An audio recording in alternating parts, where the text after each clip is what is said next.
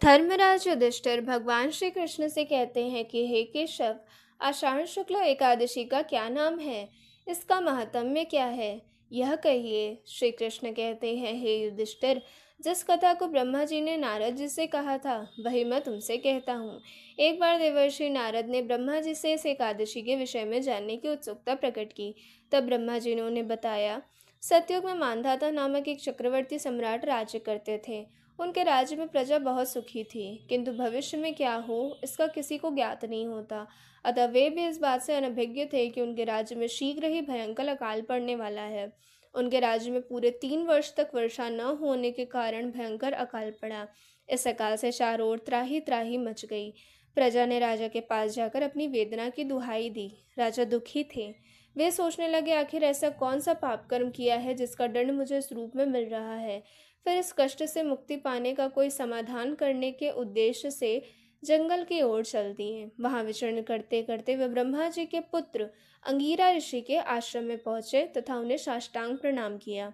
ऋषिवर ने आशीर्वचनों वचनोपरांत कुशल क्षेम पूछा।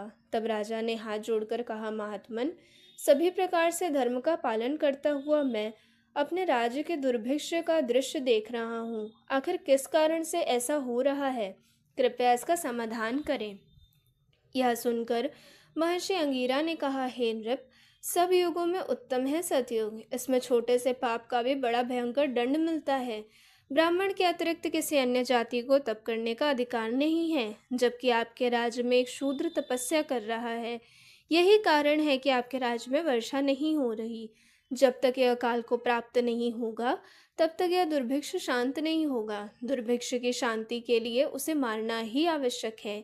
किंतु राजा का हृदय एक निरपराध शूद्र तपस्वी का शमन करने को सज्ज नहीं हुआ। उन्होंने कहा, हे देव, मैं उस निरपराध को मार दूं, यह बात मेरा मन स्वीकार नहीं कर रहा। कृपा करके आप कोई और उपाय कहिए। महर्षि ने बताया, आषाढ़ मास के शुक्ल पक्ष की एकादशी का व्रत करें।